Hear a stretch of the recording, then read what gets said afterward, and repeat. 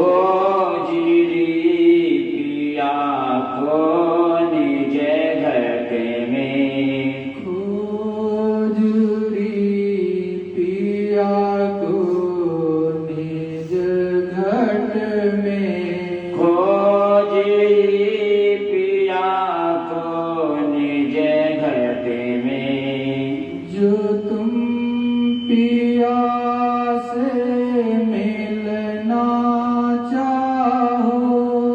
जो तुम पिया से मिलना चाहो।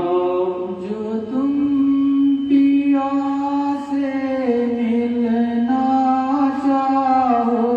जो तुम पिया से मिलना चाहो। तो मत भटको जग में। ओ मत भटको जग में।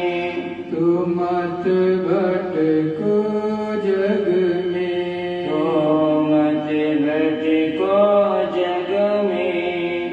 तीरथ बरत करम आचारा।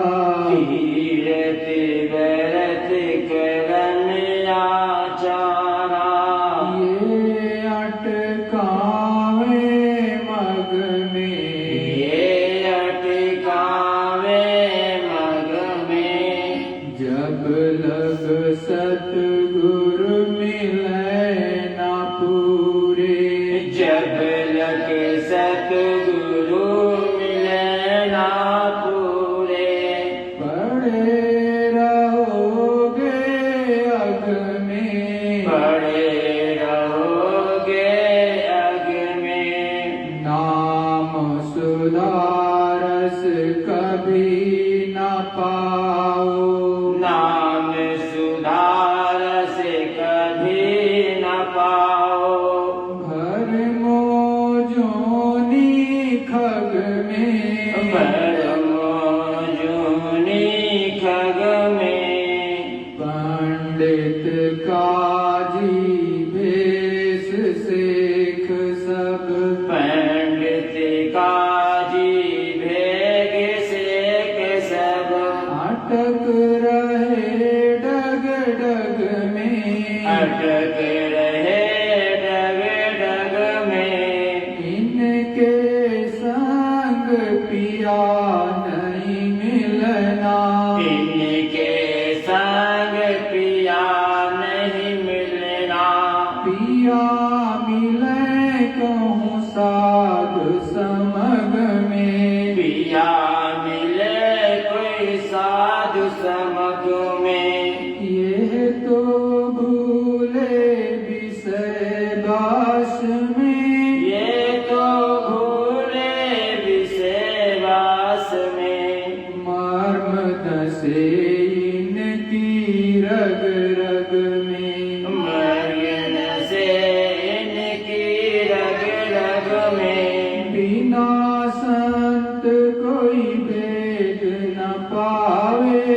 बिना संत कोई भेद न पावे। वे तो ही कहीं अलग में। वे तो ही कहें अलग में। जब लग संत मिले नहीं तुमको।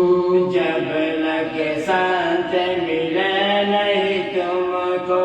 खाए ठगोरी तू इन ठग में। काहे ठगोरी इन ठग में। जय गुरुदेव शरण गहो तू। जय गुरुदेव शरण गहो तू। रलो ज्योति जगमग में। हलो ज्योति जगमग में। खोजरी पिया को निज घट में। खोजी पिया को निज घट में। जय गुरुदेव। जय गुरुदेव। जब जब इस धरा मंडल पर सतगुरु आते हैं तो समस्त जीवात्माओं को जगाते हैं। जय गुरुदेव। जय गुरुदेव। अखंड रूप से विराजमान परम पूज्य स्वामी जी महाराज को कोटि प्रणाम। यहाँ पर उपस्थित एवं ऑनलाइन देख रहे समस्त प्रेमियों से सादर जय गुरुदेव। प्रेमियों, इस धरा मंडल पर जब संत सतगुरु आए, उन्होंने जीवों के लिए अथक परिश्रम किया। इस धरा मंडल पर घूम घूम करके समस्त जीवात्माओं को जगाया, प्रभु के मिलने का सच्चा भेद बताया और समझाया कि देखो वो मालिक, वो पिया, वो भगवान, वो खुदा, वो गॉड कैसे मिलेगा, उसका यतन और जतन बताया कि इस मनुष्य मंदिर में बैठ करके उस मालिक की सच्ची पूजा, उस मालिक की सच्ची इबादत इसी मनुष्य शरीर में की जाती है। जब इस अपने घाट पर जो ये मनुष्य शरीर है, इसी में जीवात्मा एक जगह पर बैठी है, दोनों आंखों के मध्य में पीछे की साइड में, वहां पर बैठ करके सच्ची पूजा और इबादत करोगे तो उस मालिक के दरबार में वो स्वीकार की जाएगी। इस घाट को छोड़ करके किसी अन्य स्थान से पूजा करोगे तो वो पूजा स्वीकार नहीं होती, क्योंकि दरवाजे पर बैठ करके ही पूजा होती है। दरवाजा अगर आपने छोड़ दिया, इधर और उधर जाकर के आप पूजा करने लगे तो आपकी कोई सुनवाई नहीं। वैसे वो मालिक है, आपको क्या देना चाहता है, क्या नहीं देना चाहता है, ये तो उसकी मर्जी पर ही निर्भर करता है। तो हमेशा संत गुरु समझाते हैं कि अगर उस मालिक को खोजना चाहते हो, उससे मिलना चाहते हो, तो इधर उधर की चीजों में भटको नहीं। वो पिया जब भी मिलेगा तो इसी घाट पर जहां पर जीवात्मा बैठी है, वहीं पर आपको सच्ची पूजा करनी पड़ेगी और वहीं से सच्चा रास्ता उस मालिक के पास, भगवान के पास, ब्रह्म के पास, उससे ऊपर के लिए रास्ता गया है। लेकिन रास्ते को छोड़ करके आप दूसरी चीजों में लग जाओगे कि हमें तीर्थ कर लेंगे तो मिल जाएगा, इधर उधर के व्रत कर लेंगे तो मिल जाएगा, तो उससे उस आपकी रूह की सच्ची पूजा नहीं होगी। देशाटन करने से वो मालिक कभी नहीं मिलता। तो जब सच्ची पूजा करोगे तभी तो वो मालिक मिलेगा। और जब तक सच्चा संत, सच्चा फकीर, सच्चा गुरु नहीं होगा जो कि पूरा हो, अधूरा नहीं, जो उस मालिक तक आता और जाता है, वो मिलेगा। तो वो कहते ही मिलेगा कहाँ? वो तो कहीं साध समझ में मिलेगा, ऐसे नहीं मिलेगा आपको, उसको खोजना पड़ेगा आपको। या तो आपके अंदर इतनी तड़प, इतनी बिरा हो उस प्रभु के लिए कि वो स्वयं आपके पास आ जाए। दूसरा ये है कि आपको खोजी होना चाहिए कि हमको प्रभु परमात्मा कैसे मिलेगा, तो उसके लिए थोड़ा सा प्रयत्न करोगे और ये सच्चा भाव रखोगे कि मुझे उस मालिक से मिलना है, तो सच्चा मिलाने वाला मिल जाएगा। लेकिन आपके अंदर केवल स्वार्थ की भावना होगी कि इस दुनिया की वस्तुएं हमें मिल जाए, तब तो वो मिलने वाला नहीं, बड़ा मुश्किल है। तो संसार में अलग अलग तरह के लोग हैं, वो मिल जाएंगे। तो जब ऐसा सच्चा संत और फकीर मिलता है, तब अंदर का भेद बताता है, और तब ये जीवात्मा, ये सूरत ऊपर की तरफ चलती है। जैसा सद्गुरु बताते हैं वैसा ये नामधन सच्चे नाम की कमाई करने लगती है। तब जब तक सच्चे नाम की कमाई नहीं करेगी, सच्चा नाम इसको नहीं मिलेगा, ये प्रभु परमात्मा के मिलने की दिशा में एक कदम भी आगे नहीं बढ़ेगी। आप केवल वस्तुओं के लिए रोते हो, सच में मालिक के लिए तो कभी रोते ही नहीं। आपको ये भी नहीं मालूम कि सच्चा मालिक, सच्चा पिता हमारा किस देश में रहता है और वो यहां से कितनी दूर है। आप तो इस जगत को ही सब कुछ मानते हो, लेकिन एक दिन जीती बाजी हार करके चले जाते हो। जैसे आपकी मनुष्य शरीर की श्वासें खत्म, वैसे इस दुनिया का खेल खत्म, और फिर उसको ले जा करके जला दिया जाता है। सच्ची जीवात्मा आपकी जो है 84 में भटक जाती है, या फिर नरकों में चली जाती है, मतलब अधोगति में चली गई। आपने थोड़ा सा भी ध्यान नहीं दिया, थोड़ा सा भाई उस पर तवज्जो नहीं दी, इसलिए ऐसा हुआ। जय गुरुदेव। जय गुरुदेव। प्रेमियों, आज गुरु महाराज का सच्चा सत्संग आप सुनो। ये गुरु महाराज ने बहुत पहले आपको सच्चा सत्संग सुनाया, जो कि राजस्थान की धरती सीकर में 6 मार्च 1974 को बड़ा ही गूढ़ सत्संग सतगुरुदयाल ने सुनाया। आज आप उस सत्संग को पूरा सुनो।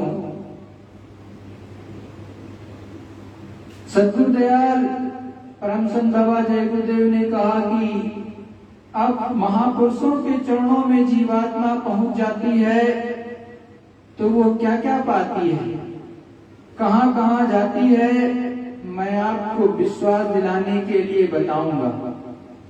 आजकल कोई वास्तविक पढ़ाई नहीं पढ़ता है, केवल पद और ओहदा के लिए, पैसा कमाने के लिए पढ़ाई करते हैं। वास्तविक पढ़ाई तो महापुरुषों के चरणों में सिजदा करके उनके चरणों में सिर झुकाने लगती है, तब ज्ञान का दीप जलता है और दुनिया की सारी विद्याएं सिर झुकाने लगती हैं। दुनिया के लोगों को रहन सहन का तौर तरीका भी नहीं मालूम। यही कारण है कि आज इतनी परेशानियां खड़ी हो गई हैं। महापुरुष के चरणों में एक जीवात्मा जब पहुंची और उनकी जब कृपा को पाती है तो क्या क्या देखती है, इसे सुनिए। स्वामी निरख देख निज नैना, कोई कोई संत परखी है बैना। वो जीवात्मा कहती है कि मैंने शिव नेत्र, ज्ञान नेत्र, दिव्य दृष्टि, थर्ड आई से देखा, उनसे पकड़कर नहीं, उनके चरणों में सिर को झुकाकर। कोई संत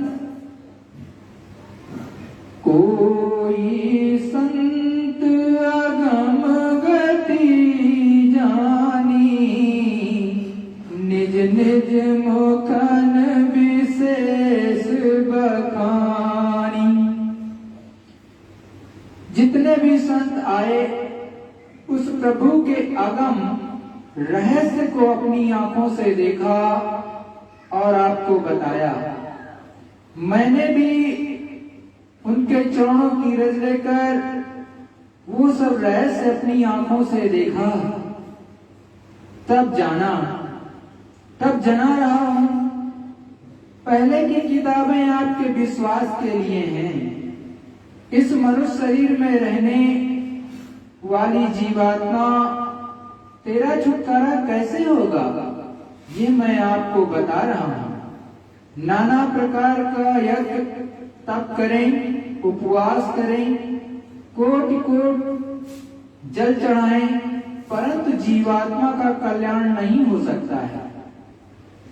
केवल महात्माओं की कृपा से ही सुरत का कल्याण होता है। श्रुति पुराण कहे बहुताई, छूटे न जीव अधिक अरुझाई। महात्माओं ने बहुत स्पष्ट कह दिया। अब आप ना माने तो आपकी मर्जी है, परंतु भोगने के लिए तैयार रहें। काल भगवान अपना डंडा तैयार रखे हैं। सद्गुरु सत्य सब कुछ कह दिया।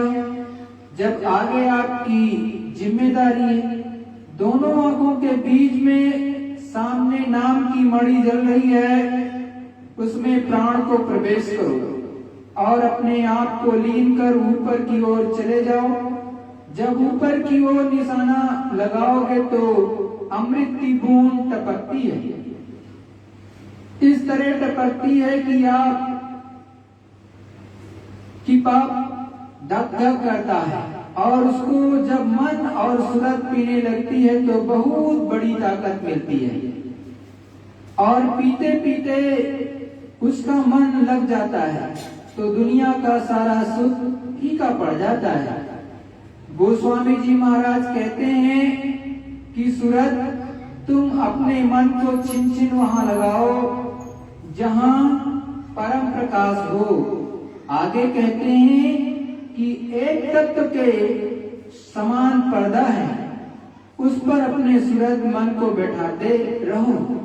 बैठाते बैठाते जब मजबूती आ जाती है तो उतना बड़ा एक तारा जो सुबह प्रातः काल ही दिखता है, उससे भी बड़ा तारा दिखाई देगा। तो उस तारे को देखते ही मधुर मधुर अनहद नाद सुनाई देगा। जैसे जैसे मधुर नाद आने लगेगा तो मन जो 24 घंटे इंद्रियों के दरवाजे पर दौड़ रहा है, तब इन बाजों को सुनकर उस पर मस्ती चढ़ती है।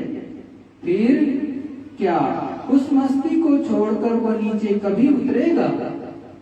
फिर हमेशा वो ऊपर की मस्ती में रहता है और दुनिया का रास रंग उसे भाता नहीं। आप लोग गांजे, भांग, अफीम, शराब की मस्ती लेते हैं जो घंटे 2 घंटे में उतर जाती है और आपको बेसुध कर अनाप शनाप बकवाती है। परंतु संत सद्गुरु भी एक ऐसी अफीम घोट कर रखे हैं जिसको केवल एक ही बार पिलाता है, जिसका नशा कभी उतरता ही नहीं। लेकिन ऐसा नशा लोगों पर चढ़ा, उसको आपने देखा कहाँ? जब वो किसी को मिला तो क्या होता है, सुने।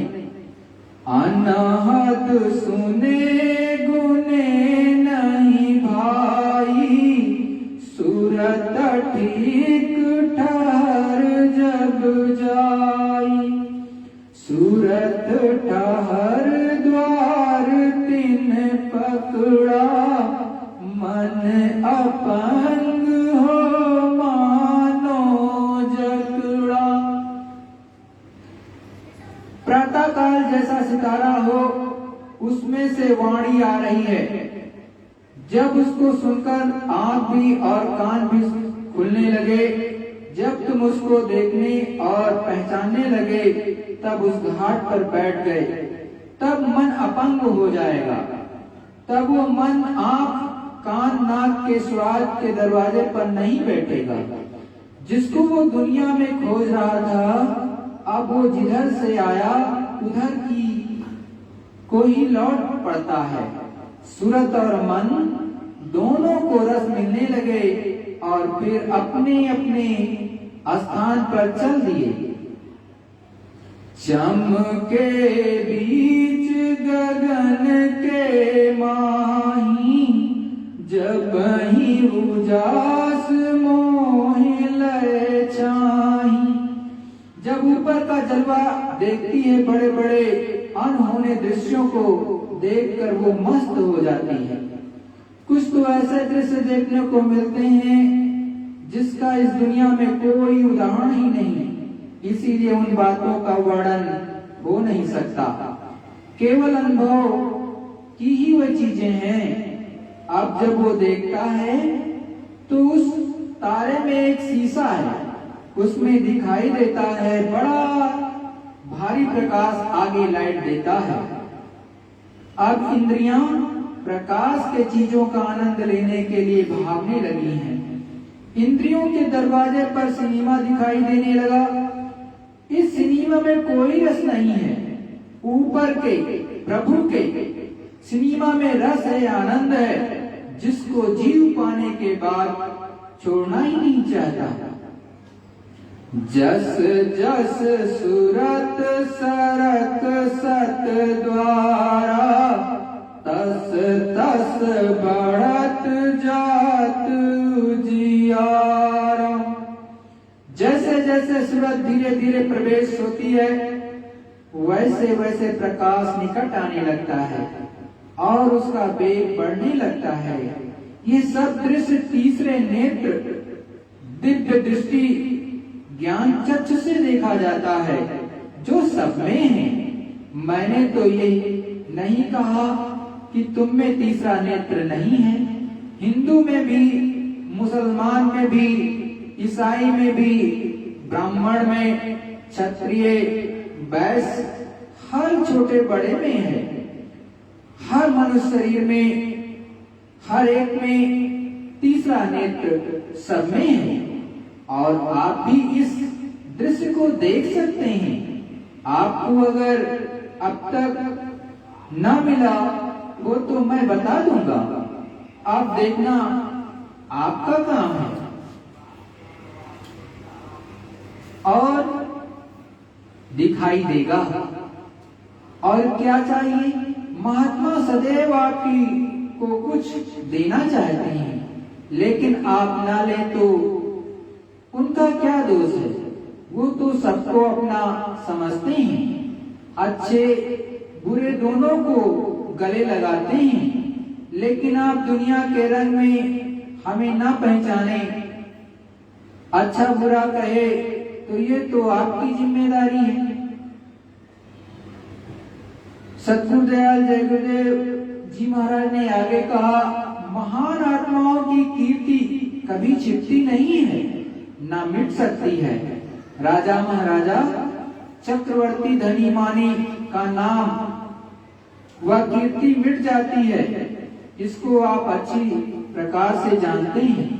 महात्मा आगे पीछे दोनों तरफ देखते हैं, कल क्या होगा वो भी जानते हैं, 1000 वर्ष बाद क्या होगा वो भी जानते हैं। इसीलिए वो जो कहते हैं वो भी ठीक होगा और नहीं कहते हैं वो भी ठीक है। सभी लोग उसी प्रकार से बताएंगे जैसे मिलेगा। अवश्य कोई ना कोई करिश्मा ऊपर में हो रहा है। जितना उस मालिक का हुक्म होता है उतना ही सुनाया जाता है, उससे अधिक नहीं। उसकी महिमा बिना कहे रहा ही नहीं। सभी ने उसकी लीलाओं का वर्णन किया है। श्वेत श्याम सत सैल समानी, झर झर चूवे कूप से पानी। पहले सूरज चली और श्वेत श्याम बादलों को देखा। इतना सुंदर काली दरिया में आकाश बना हुआ है। जब सूरज एक एक होकर देखती है तो जिस प्रकार पानी कुएं से गिर रहा हो, उसी प्रकार अमृत उस झरने से गिर रहा है। अब मन और सूरज उस अमृत को पीकर स्थिर हो गए। मन काबू में हो गया, सूरज काबू में हो गई। जब तक इंद्रियों के वशीभूत रस लेता था, तब तक सूरज को मन ने काबू में किया था, और मन को इंद्रियों ने और इंद्रियों को भोगों ने काबू में किया था। अब इंद्रियां हो गई भोगों की गुलाम, और इंद्रियों की गुलाम मन तथा मन की गुलामी सूरज कर रही है। तो आपको ये दशा हो गई। सभी रोने चिल्लाने लगे। जब अमृत इनको मिला फिर स्थिर हो गए और सूरज का साथ मन में देने लगा। तो सूरज क्या चाहती है?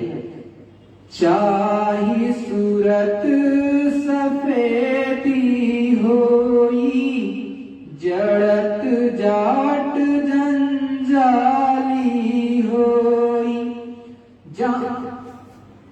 वहां का दृश्य श्याम भी, श्वेत भी और सफेद भी है।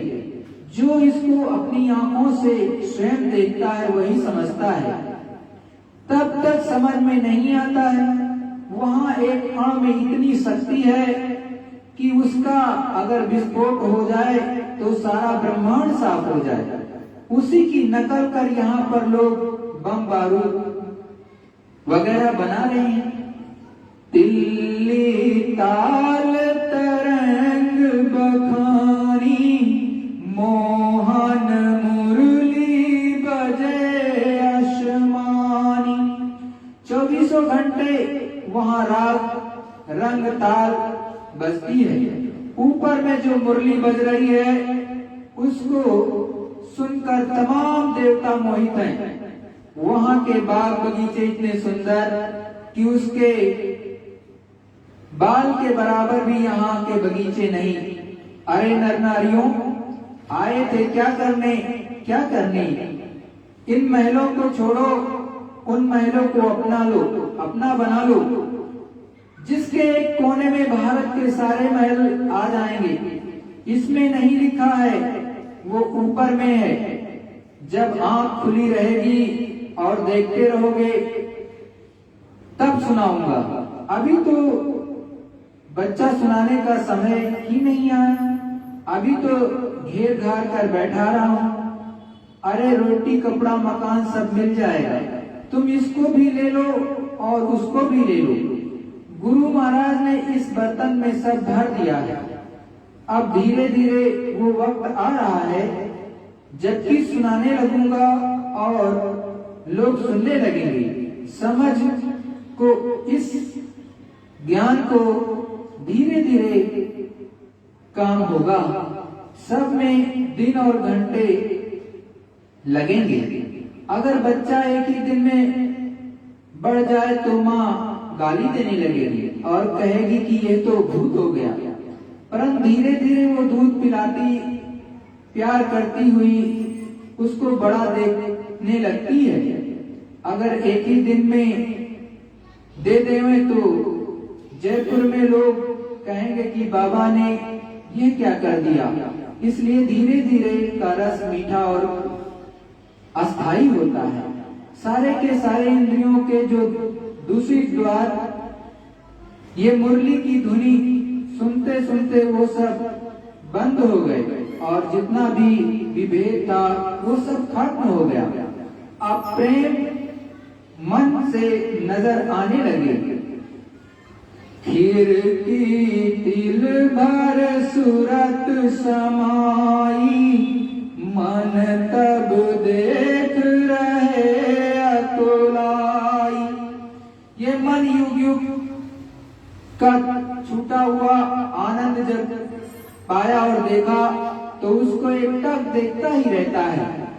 जैसे मंदिर दीप की वारा, वैसे ज्योत होत उजियारा। मैं इस प्रकार से देखता हूँ जैसे मंदिर में दीपक जलता है, उसी प्रकार से भगवान की छटा देख रहा हूँ। मोहि बिलो की राम मुस्काही, बिहसत तुरत गया मुख माही। अति विचित्रता लोक अनेका, रचना अमित एक ते एका। ये सब बड़ा ही विचित्र वर्णन है। वे लोग जिसको मैंने अपने दिव्य नेत्र द्वारा देखा, उनका कभी विनाश नहीं होता है। उसमें अंधकार नाम मात्र का नहीं है, वहां तो प्रकाश ही प्रकाश है, आनंद ही आनंद है। वो वर्णन में नहीं आता है।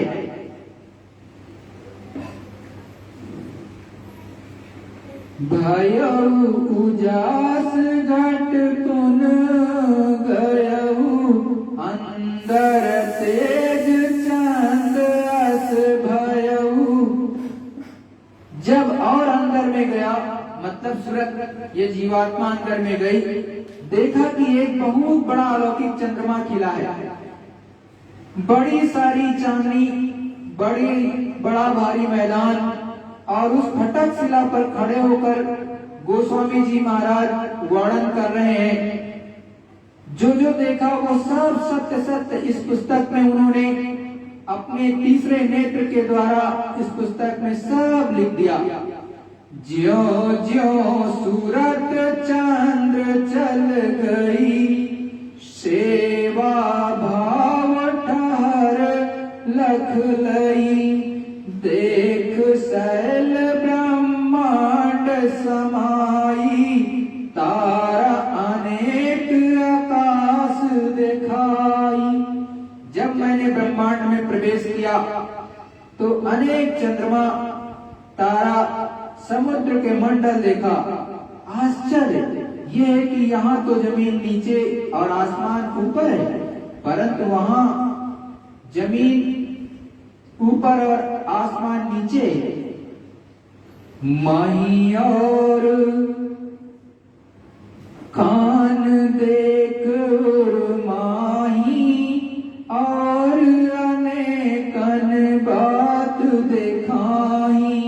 ये आंख जब जग गई, नेत्र खुल गया, तो जैसे सब जब बादल आ जाता है तब चांद सितारे सूरज कोई नहीं दिखाता है, उसी प्रकार जब कर्मों का पर्दा आ जाता है तो ऊपर की सत्य चीजें और परमात्मा का परम प्रकाश छिप जाता है।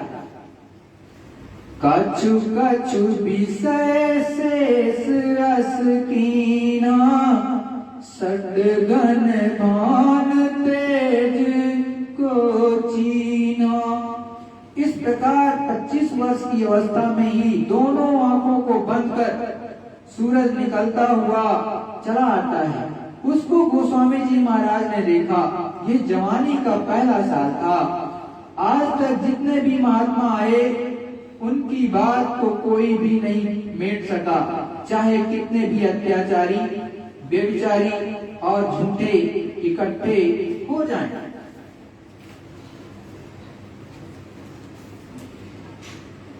सतगुरुदयाल आगे समझाते हैं कि मैं तो आपको कुछ और सुनाना चाहता हूँ, परंतु क्या करें, अब तो सफाई में लग गए। मैं तो तुम्हारी जीवात्मा का कल्याण हो जाए इसमें लगा था, परंतु क्या करूं, लोगों ने मुझे धर्म का प्रचार करने ही नहीं दिया। जब साधकों प्रेमियों को अनेक बाधाएं आती हैं तो उनके कष्ट की सफाई के लिए आप झाड़ू हाथ में तो लेना ही पड़ेगा। महात्मा कुछ करते नहीं, अपना रास्ता मोड़ देते हैं, परंतु आगे जो करना है वही करते हैं। सत्संग प्रसंग में गुरु महाराज ने कहा कि महात्माओं की राजनीति खुले मैदान में चलती है, वो किसी को धोखा ना कभी दिए ना देंगे।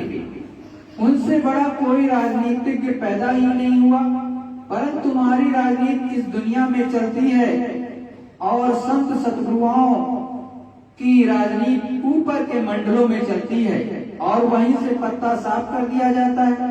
आपको देखने में कुछ पता नहीं चलेगा, जब काम होगा तब आप चिल्लाएंगे। मैं हर बात को पहले से बताता रहता हूँ, जिससे देश के बड़े बड़े नेता अपने रास्ते को ठीक कर लें। परंतु आप यदि मेरी बातों पर ध्यान नहीं देंगे तो आपको अपने आप चले जाना पड़ेगा। पहले के समय में राज दरबार में कोई भी कार्य होता था तो महात्माओं से पूछकर तथा उनकी मर्जी से और राज संकट में महात्माओं की दया मांगी जाती थी। बड़े बड़े राजा महात्माओं के चरणों में सिर झुकाते थे, परंतु आज तो महात्मा नाम पर हंसते हैं, जिसका परिणाम है इतनी परेशानी बढ़ती जा रही है। अभी तो दिक्कत कठिनाई आगे आ रही है, 1 मिनट में अब आ जाएगी। अब आगे का सुनो। तारा चंद तेज मिट गयऊ, जिमी मध्यान भान घट गयऊ। अब देखते हैं कि दोपहर का सूरज आ गया और धीरे धीरे चंद की जोत छिप गई। वहाँ एक मौसम हमेशा रहता है, वहाँ न लड़ाई है, न झगड़ा, न हिंदू न मुसलमान, वहाँ तो प्रेम का समुद्र है। सभी अमृत को पीते हैं, न सुबह न शाम, एक मौसम ही रहता है। 7 दीप पृथ्वी 9 खंड, गगन आकाश सकल ब्रह्मांड। वहाँ पर 7 दीप हैं और अनेकों लोकों में नाना भांत के देवराज कर रहे हैं। जब वहाँ जीवात्मा जाती है तो वह देव इसकी आरती उतारते हैं और प्यार करते हैं, इसके भाग्य को सराहते हैं। मैं तो आपको ये दिखाना और देना चाहता हूँ, परंतु आप अभी खांसी जुकाम बुखार लेकर बैठे हैं। सद्गुरुदयाल परमचंद बाबा जय गुरुदेव सत्संग करते हुए कहे कि गोस्वामी जी महाराज कभी नहीं थे, ना कोई बात कल्पना से लिखी है। उन्होंने जो कुछ ऊपर तीसरे नेत्र से देखा उसी का वर्णन कर दिया। वो जो वर्णन में आने के योग्य था उसी को लिखा, परंतु क्या किया जाए, दुनिया के लोगों ने उन्हें केवल कवि कहकर रहने दिया। उनकी आंतरिक साधना को न समझने दिया, न समझा, न समझने दिया, न तो कभी समझने की कोशिश ही किया। गंगा जमुना सरस्वती वहाँ बहती हैं, वहीं त्रिवेणी संगम है। महात्माओं ने उसी स्थान का वर्णन किया है। जब मैंने अंदर में जाकर दोनों नेत्र के बीच में ज्योति स्वरूप देखा कि इधर से सूरज उगता है और उधर से डूबता है, इतना बड़ा गंगा का घाट है जिसमें अमृत ही अमृत बह रहा है। इतना स्वच्छ निर्मल वो जल है कि करोड़ों मील नीचे और करोड़ों मील ऊपर उसमें दिखाई देता है। जब उस जल में गंगा जमुना सरस्वती की निर्मल धारा में आत्माएं जीवात्माएं स्नान करती हैं, तब जन्म मरण से मुक्त होती हैं। यहाँ तो सभी नहा रहे हैं, परंतु मन पर कोई असर नहीं है, क्योंकि इसमें निज पवित्रता का वर्णन गोस्वामी जी ने किया। वो है ही नहीं, ऊपर की निर्मल धार में जीव नहाते हैं कि धन्य हो जाता है। हे नर नारियों, ऐसे पवित्र घर को जल से तुमने छोड़ा जब से तुमने छोड़ा तब से आज तक तुम इस सराय खाने घर को रोज बनाते हो और छोड़ते हो। इसमें से उसमें और उसमें से इसमें, यही तुम्हारा रोज का धंधा हो गया। तुम्हारी इस परदेश में ये दुर्दशा हो रही है, तुम जरा सोचो। धन दौलत और माल खजाना सब यहीं धरा रह जाएगा। मुट्ठी बांधे आया बांधे हाथ पसारे जाएगा। वहां ऊपर में त्रिवेणी है, वहां चलकर स्नान करो और जन्म मरण से छुटकारा पालो। रास्ता अगर तुम्हें कहीं नहीं मिलता वो तो मैं बताने के लिए तैयार बैठा हूँ और रोज हजारों को बता रहा हूँ। ये दृश्य का छोटा सा रूप है। चाटो स्वान जीव निज होई, अंडज पिंडज अस्थावर उसमज सोई। यही जीवात्मा इसमें से उसमें से इसमें से बंद कर दी जाती है और लाचार बनकर भटकती रहती है। ये सजा तुमको दी जानी है और युगों तक तुम इसी प्रकार से जन्मते मरते हो। ये सजा तुमको भोगनी है। महात्मा इसी से बचाना चाहते हैं तो तुम उनको कहते हो कि पहले राजनीति है, सियाही है के हैं। क्या हो गया? तुम्हारी बुद्धि को सच्ची बात अच्छी नहीं लगती। महात्मा आपके रक्षक हैं। मैंने उस सनातन पुरुष को अपनी आंख से देखा। वो अनादि पुरुष है। वो तब भी था, वो अब भी। कोई रचना नहीं थी तब भी था, ना पाप था ना पूर्ण था। उसका वर्णन हो ही नहीं सकता। तामे बैठ ऊपर में देखा, रोम रोम ब्रह्मांड का लेखा। अरे एक एक रोम में अनगिनत ब्रह्मांड समाये हैं, फिर उसकी संख्या वर्णन में आ ही नहीं सकती है। उसकी कला का वर्णन स्याही से भी नहीं लिखा जा सकता है। मैंने अपनी आंखों से उनका वर्णन किया। अंड अनेक वर्णन कछु नाही, पिंड ब्रह्मांड देख हिम माही। गोस्वामी जी महाराज ने ये सारी लीलाएं 25 वर्ष की अवस्था में इस दृश्य को देखा।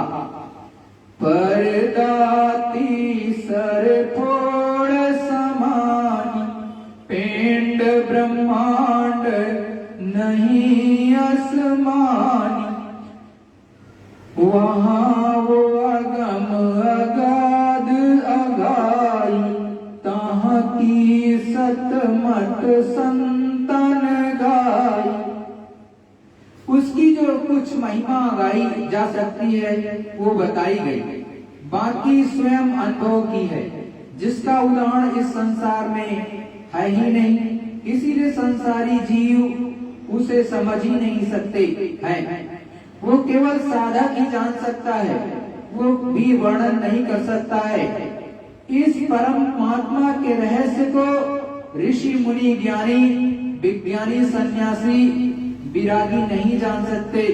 ये तो रास्ता ही दूसरा है। उसका रास्ता तो सीधे दोनों आंखों के मध्य से केवल मनुष्य शरीर से ही जाता है। उसको वही बता सकता है जो देख लिया है। मुझे गुरु मिले, फिर मैंने सब अपनी आंखों से देखा और आपको बताया। अंदर सैर करन नित जाई, अंदर सैर करन नित जाई। ये सब तीसरे नेत्र से देखा तो आप सबके पास है। जब वो खुश हो गया तो आनंद ही आनंद है, उसे कोई दुख व्यापता ही नहीं। वो अंदर पहुंचकर ही समझ में आएगा, बाहर से नहीं। भिन्न भिन्न जीवन विस्तारा, 4 खान 84 लाख धारा।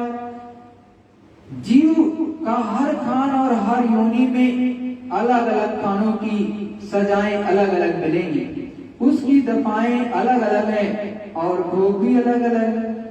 कछु कछु दिवस सैलस कीना, 3 लोक की रचना चीना। सब कुछ देख लिया इस जीवात्मा को पहुंचाकर, वहां से जीव कैसे कैसे कहां कहां जाता है सब देखा। पर्दा दूसर फोड़ उड़ाई, सच्चा सुहाग सब पाई। सूरज सबसे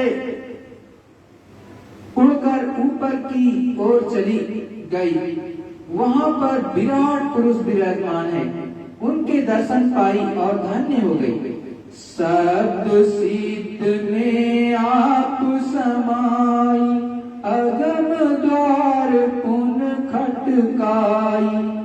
वहां शब्द ही शब्द है, वाणी और बाजे का अथाह सागर है, वहां आवाज ही आवाज है, हर रेशा आवाज से भरा है।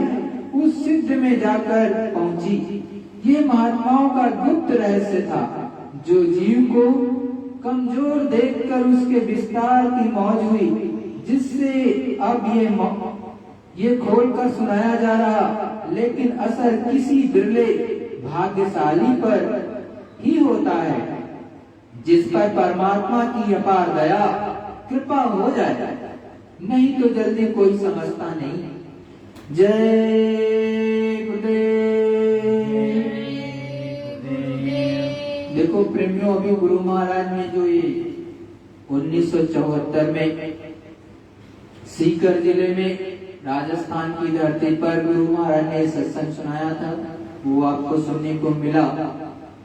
देखो ये सूरत, ये जीवात्मा किस तरह से उस प्रभु पिया को पा सकती है, एक एक चीज को बताया। हम आप 40 साल के हो गए, 50 साल के हो गए, 20 साल के सत्संगी भी हैं, नामदान भी 40 साल से 50 साल से आपको मिला, 60 साल से, लेकिन सत्संगी का कार्य नहीं किया। प्रभु का भजन करते हैं, केवल गीत गा लेते हैं, लेकिन जिस तरह से गोस्वामी जी ने स्वयं खोल खोल करके बताया और संतों ने बताया जिन्होंने पाया, उन्होंने भी कहा कि मैंने पाया। चाहे मीरा जी ने, चाहे जगजीवन साहब ने, चाहे पल्लूदास साहब ने, चाहे गुरु नानक साहब ने, चाहे चरणदास ने, चाहे कबीरदास ने, चाहे संत रैदास साहब ने, और जितने भी संत आए, सच्चे संत, झूठों की बात नहीं, जो सच्चे संत जिन्होंने उस प्रभु परमात्मा को पाया, उन्होंने खोल करके बताया कि मैंने इस तरह से उस प्रभु पिया को पाया। गोस्वामी जी ने भी पाया, लेकिन लोग दुनिया वाले उनको कभी ही कहते कि वो कभी थे, कभी नहीं थे, वो पूरे संत थे। उन्होंने तो देख देख करके हर चीज को बताया, लेकिन जब उसको बताया तो काशी में बहुत ज्यादा वहां पर विरोध हुआ, इसीलिए उन्होंने सतग्रंथों को गुप्त कर दिया था उस समय, और पुनः उन्होंने रामचरितमानस को लिखा, और उसको तो लोग पढ़ते हैं घर घर में, लेकिन उन्हीं की बनाई गई घट रामायण को शायद ही कोई पढ़ता है। संत भी बताते हैं कि उस मालिक की असीम दया हो जाए, उस प्रभु की सच्ची कृपा हो जाए, तो कोई इसको समझता है, सब समझते नहीं है। और ये जीवात्मा, ये सूरत जो इस संसार में आकर के केवल भटक रही है, ये कभी कभी संतों के चरणों में बैठ पाती है, लेकिन संतों को खोजना इतना आसान नहीं। आपके अंदर तड़प हो, बिरा हो, प्रभु से मिलने की सच्ची तड़प हो, तब तो संभव है तुरंत। और यदि उसके मिलने की संभव नहीं, तब तो आप अंडर, युष्मज, अस्थावर, ये अलग अलग खान हैं जो कि 84 लाख योनियों की हैं। उसी में भटकते रहो, उसी में गोता लगाते रहो। कभी मुर्गी बना दिए जाओगे तो कोई जो है कसाई धीरे से आपकी गर्दन को काट देगा, कभी बकरी बना दिए जाओगे और खसी बना दिए जाओगे तब भी काट दिए जाओगे, कभी सुअर बना दिए गए तब भी काटे जाओगे, कभी दूसरे जीव बना दिए गए मछली, उसको भी मीन को जो है मीन्स मान जो करे हरा 64 वर्ष गिद्ध अवतार साफ साफ कहा गया है, उसको भी लोग तल करके खा लेंगे। लेकिन जो खाने वाले होंगे 64 हजार वर्षों के लिए उनको जो है गिद्ध की योनि मिलती है। गिद्ध बना दिया, अब खूब खाओ मांस। तो देखो ये 3 लोगों की रचना ऐसी है जो बहुत ही गूढ़ है, इसको संत महात्मा के अलावा कोई नहीं जानता है। एक बार ऐसे ही कृष्ण भगवान और अर्जुन साथ साथ चल रहे थे, तो सामने एक चींटा जा रहा था। चींटा जा रहा था चलते हुए, तो कृष्ण भगवान ने देख करके अर्जुन से कहा, तुम ये चींटे के बारे में जानते हो अर्जुन? तो कहा नहीं मालिक, मैं तो नहीं जानता हूँ, आप ही बताइए कुछ। तो उन्होंने समझाया कि ये चींटा न जाने कितनी बार ब्रह्मा, न जाने कितनी बार विष्णु, न जाने कितनी बार जो है शिव बना, और आज कर्मों की गति इतनी गहन है कि ये चींटे के रूप में जा रहा है। तो देखो संतों महात्माओं ने सदग्रंथों में लिखा है, पूर्ण क्षीण मृत्यु लोके। आपने बहुत अच्छा पूर्ण कर्म किए तो आपको स्वर्ग और बैकुंठ में बैठाया जाएगा। ऐसा नहीं कि स्वर्ग बैकुंठ नहीं है, स्वर्ग बैकुंठ निश्चित रूप में है। देवी देवता भी वहीं रहते हैं, आपको भी वहीं स्थान मिलेगा। और जितना अच्छा पुण्य किए होगे तो वहां पर भी तो राज्य मिलता है, वहां पर भी बड़ी बड़ी ओहदा मिलता है, पद मिलते हैं। तो जैसा जो पुण्य किया होता है उसके अनुसार उसको वहां का पद मिल जाता है, एक कुर्सी। जैसे यहाँ प्रधानमंत्री है, राष्ट्रपति है, इस देश को चलाने के लिए, वैसे ऊपर में भी है, तो वो पद आपको दे दिया जाएगा। लेकिन जैसे ही पुण्य खत्म होगा फिर मृत्यु लोक में आपको आना ही पड़ेगा। इसीलिए संत महात्मा कहते हैं कि देखो वहां पहुंच करके भी आप मुक्ति मोक्ष नहीं प्राप्त कर पाओगे। मुक्ति मोक्ष संतों के चरणों में बैठ करके मिलेगी। सच्ची इबादत, सच्ची पूजा, नाम योग साधना करना पड़ेगा, जो कि दोनों आंखों के मध्य में बैठ करके करनी पड़ती है। और आपकी इसी मनुष्य शरीर में से वो रास्ता गया है, कहीं और से नहीं गया है। आप देवी देवताओं के शरीर में भी बैठ करके प्रभु का दर्शन नहीं कर सकते हो। ऐसा है, संतों महात्माओं ने साफ साफ लिखा। ये मैं नहीं कह रहा, संतों महात्माओं ने खुद अपने कलमबद्ध किया है कि देवी देवता भी उस प्रभु परमात्मा के दर्शन को पाने के लिए तरसते हैं। और इसीलिए कहते हैं कि हमको भी मनुष्य शरीर का जन्म दे दीजिए, जिससे मैं सच्ची पूजा करके मैं अपने घर चला जाऊं। इसीलिए लिखा है कि बड़े भाग्य मानुष तन पावा, बड़े भाग्य से मनुष्य तन मिला है, जिसको पाने के लिए देवी देवता, सुर नर, ये सब के सब भी तरसते हैं। तो वो भी तो विनती करते हैं कि हमको मिल जाए तो हम सच्ची पूजा कर लें। क्योंकि उधर से जब संत महात्मा जाते हैं तो उनके दर्शन दीदार वो करते रहते हैं, तो उनसे विनती प्रार्थना करते हैं कि ये सच्चे संत हैं, ये दया कर देंगे तो मिल जाएगा हमको भी। तो जो इस धरा मंडल पर है, चाहे अमीर है, चाहे गरीब है, चाहे जिस कौम का है, चाहे जिस जाति का है, उस मालिक को पाने के लिए सबके पास में तीसरा नेत्र है, और सबके पास में ये पूर्ण अवसर है। इसमें सबके सब एक समान अवसर है सबके पास पाने का। लेकिन आप अगर चाहोगे तो होगा, नहीं चाहोगे तो कुछ नहीं होगा, फिर अधोगति में चले जाओगे। मतलब 84 लाख योनियों में या नरकों में। अगर एक कदम बढ़ा दो तो प्रभु परमात्मा मिल सकता है, एक कदम पीछे खींच लोगे तो सीधे नरकों में चले जाओगे। और दुनिया की जितनी भी पढ़ाई है चाहे जितना पढ़ लो, लेकिन एक समय ऐसा आएगा कि चाहे हिंदी हो, चाहे अंग्रेजी हो, चाहे विज्ञान हो, जो भी टेक्नोलॉजी है, सारी टेक्नोलॉजी एक समय पर फेल हो जाती है। क्योंकि ये पृथ्वी मंडल का केवल ज्ञान है, ये बुद्धि ज्ञान है। बुद्धि भी एक तत्व है, समझ लो।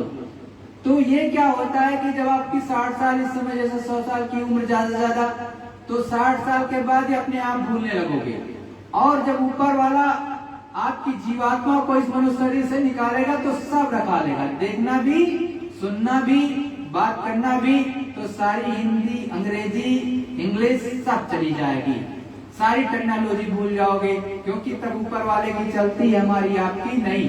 तो जो लेकिन ऊपर से जुड़ जाता है, उस प्रभु से जुड़ जाता है, वो ज्ञान कभी मिटता नहीं है। इसीलिए संतों के चरणों में बैठ करके सब कुछ प्राप्त किया जा सकता है। ऐसा नहीं है संत महात्मा मना करते हैं कि दुनिया का ज्ञान ना लो, आपको रोटी कपड़ा मकान यही तो चाहिए, वो तो मिलता रहेगा। आप हाथ हिलाओगे, जो पढ़ाई लिखाई करोगे उससे मिल जाएगा, और वैसे भी आपका प्रारब्ध बना है, उससे तो मिलेगा ही मिलेगा। थोड़ा सा भी काम करोगे वो मिल जाएगा। कभी कभी देखते हो कि एक आदमी बहुत परिश्रम करता है, लेकिन जिस चीज को चाहता है मिलता नहीं है, और एक आदमी जरा सा भी कुछ प्रयास नहीं करता, थोड़ा सा एक निमित्त मात्र कर देता है, उसको सब कुछ मिल जाता है। तो आप कभी ये नहीं सोचते हो कि कहीं ना कहीं कोई गवर्निंग बॉडी है, कहीं ना कहीं मेरा प्रारब्ध बना है। वो ब्रह्मा जी पहले ही बना देते हैं, जब आपके शरीर का निर्माण नहीं होता है उससे पहले आपका प्रारब्ध बनाया जाता है। क्योंकि शरीर कैसा होगा, इसका रंग रूप कैसा होगा, इसको खाने को कैसे मिलेगा, किस श्वास पर मिलेगा, इसकी श्वासें कितनी होंगी, ये सब कुछ डिसाइड कर देते हैं ब्रह्मा जी पहले ही, शरीर के बनने से पहले। तब आपका शरीर बनता है। अगर वो न डिसाइड करें तो कुछ नहीं होगा। तो वो तो आपके जो पहले के प्रारब्ध कर्म हैं, जो संचित कर्म, वहीं से निकाल करके बना देते हैं। तो आपको सोचना चाहिए वो तो पहले से बना है। और संतों की चरणों में बैठोगे तो वो दया कर देंगे, तो जो नहीं मिलने वाला होगा वो भी मिल जाएगा, इतना निश्चित है। जो आपको पूरा नहीं पड़ता वो भी पूरा पढ़ने लगेगा, और नहीं तो पूरी दुनिया में आप केवल हाय हाय करते करते एक दिन राम नाम सत्य हो जाओगे। वो तो जाना ही जाना पड़ेगा, और जीती हुई बाजी को हार करके चले जाओगे। तो संतों के चरणों में बैठ करके अपने जीवात्मा को जगा लो। यही गुरु महाराज समझाना चाहते हैं, संत सदगुरु समझाना चाहते हैं। और नित्य अवश्य ही सुमिरन ध्यान भजन जरूर करो, और गुरु महाराज के एक एक वचनों को सुना करो, क्योंकि वो सत्संग जब सुनोगे तभी तो कुछ कर पाओगे। सत्संग सुनोगे ही नहीं तो आपके अंदर क्या जिज्ञासा जगेगी, उस प्रभु के प्रति समर्पण भाव कहाँ से आएगा? ना प्रेम आएगा, ना प्रतीत आएगा। आप तो 24 घंटों केवल दुनिया को याद करते हो कि मेरा ये नहीं पूरा हुआ, भगवान जी ये दे दीजिए। कभी कहते हो भगवान जी ये दे दीजिए, तो बस उसी में लगे रहते हो, जबकि अंत में जानते हो कि सब छोड़ना पड़ेगा। तो मैं ये नहीं कहता, या संत सदगुरु ये नहीं कहते कि उसका प्रयास ना करो, करो, लेकिन मिलेगा उतना ही जितना तुम्हारे प्रारब्ध में, उससे किंचित मात्र भी ज्यादा नहीं मिलेगा। हाँ, संतों की दया हो जाए तो आपको एक्स्ट्रा बहुत कुछ मिल जाएगा, वो बात अलग है। लेकिन संतों के पास पहुंचोगे तब तो, और वो भी सच्चा होगा तब, झूठे वाले की कुछ नहीं, सच्चे वाले की। सच्चा तो अरबों में कोई एक होता है, अरबों खरबों में एक, और वही सानी होता उस प्रभु से मिलाने वाला। वो आपको भटकाता नहीं है, वो सीधे मिला देगा, नाम धन देगा, नाम की कमाई कहेगा अपने घर में ही बैठ करके। सच्चाई ईमानदारी की रोटी खाओ, सच्चाई ईमानदारी से रहो इस दुनिया में, और सच्ची पूजा अपने घर में बैठ करके 1 घंटे सुबह 1 घंटे शाम कर लो। किसी मनुष्य मंदिर से वो रास्ता गया है तो प्रभु मिल जाएगा, और दर्शन दीदार परमात्मा का होने लगेगा, और नहीं तो भटकते रहो दुनिया में। जय गुरुदेव। जय गुरुदेव। प्रेमियों, एक प्रार्थना होगी, तत्पश्चात आप जहाँ पर भी विश्व के कोने में होंगे, भारतवर्ष में तो यहाँ पर विदेश की धरती पर हैं कहीं पर, तो वहाँ पर सब लोग सुमिरन ध्यान भजन अवश्य करो। समय अच्छा नहीं, आगे पता नहीं कौन सी परिस्थिति आ जाए, और हमेशा अपने आप को, अपनी जीवात्मा को मतलब जगाने का प्रयत्न करो। जितना सत्संग हो पाए, एक दो सत्संग अगर हफ्ते में मिल जाए तो बहुत अच्छा, कम से कम गुरु महाराज का सुन लिया करो। आपके पास में रखी हुई पुरानी पत्रिकाएं हैं, उसमें भी सत्संग गुरु महाराज के जो वचन हैं उससे सुनो। अनुभव गुरु महाराज करा रहे, अंदर में दिखाते हैं, अंदर में सुनाते हैं। करोगे तो पाओगे, नहीं करोगे तो कुछ भी नहीं पाओगे। गुरु के आधारे, गुरु के सहारे रहोगे तो आपको दिखाई भी देगा, सुनाई भी देगा। किसी दूसरे के पीछे भागोगे कि वो दिखा देगा, सुना देगा, तो बड़ा मुश्किल है। वो तो आप जानो, आपका काम जाने। मैं किसी की निंदा आलोचना तो करता नहीं, लेकिन मिलेगा तो इनसे ही मिलेगा।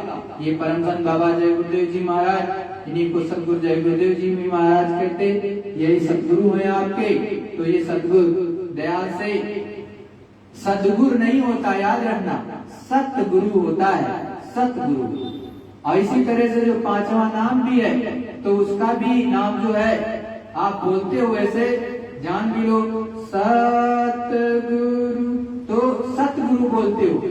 और इसी तरह से कि सतगुरु सतनाम तुमको लाखों प्रणाम। कभी भी गलत उच्चारण नहीं करना चाहिए। गलत उच्चारण करोगे तो दया नहीं मिलेगी। हमेशा नाम का उच्चारण सही सही करना चाहिए। सदगुरु नहीं होता, सतगुरु होता है। जो भी लोग कहते हो सदगुरु, तो गलत है। ये पदवी है किसी भी की एक पदवी हो जाती है। पदवी नहीं बोलना है आपको। सतगुरु होता है, जो आपका सच्चा गुरु होगा वो सतगुरु है। और इसी तरह से पांचवा नाम भी इसी तरह से सत से शुरू होता है, ना कि जो है दूसरे किसी से। तो बहुत ही ध्यान से हर एक चीज को किया जाता है। जय गुरुदेव, जय गुरुदेव। सतगुरु सतनाम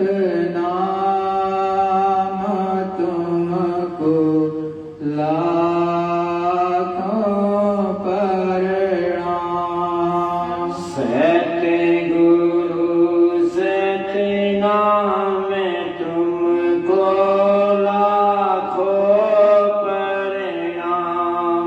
कोटिन सूरज चांद सितारे, कोटिन सूरज चांद सितारे, रोम रोम में करें उजाले। रोम रोम में करे उजारे।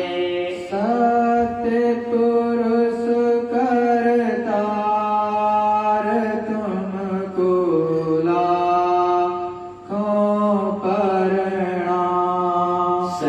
सतपुरुष करतार तुमको लाखों प्रणाम। हर को सूरज चांद सितारे, अरे वो सूरज चांद सितारे, रोम रोम में करें उजाले। रोम रोम में करे उजाले। अलख पुरुष करतार तुमको लाखों प्रणाम। अलग पुरुष करतार तुमको लाखों प्रणाम। खरगों सूरज चांद सितारे, खरगो सूरज चांद सितारे,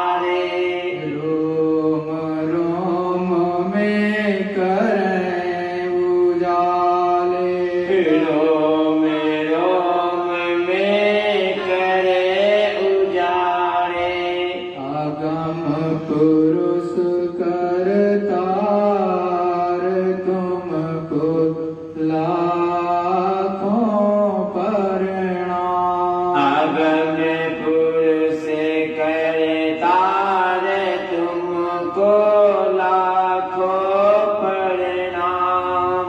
नील नील शशि भानु अवतारे। नील नील ससुभान अवतारे। रोम रोम में करें उजाले। रोम रोम में करे उजाले। अनामी पुरुष करतार तुमको लाखों प्रणाम। आगम पुरुष करतार तुमको लाखों प्रणाम। सत्य गुरु सतनाम तुमको लाखों प्रणाम। सतगुरु सतनाम तुमको लाखों प्रणाम। मैं तुमको लाखों प्रणाम। मैं तुमको लाखों प्रणाम। जय गुरुदेव। जय गुरुदेव। सभी प्रेमी भाई बहन गुरु स्वरूप को यादगारी करके प्रणाम करेंगे। पांचों धनियों का पहले नाम लेंगे, उनके स्वरूप को याद करेंगे, फिर प्रणाम करेंगे। तत्पश्चात सुमिरन, ध्यान और भजन में बैठेंगे। जय गुरुदेव। जय गुरुदेव।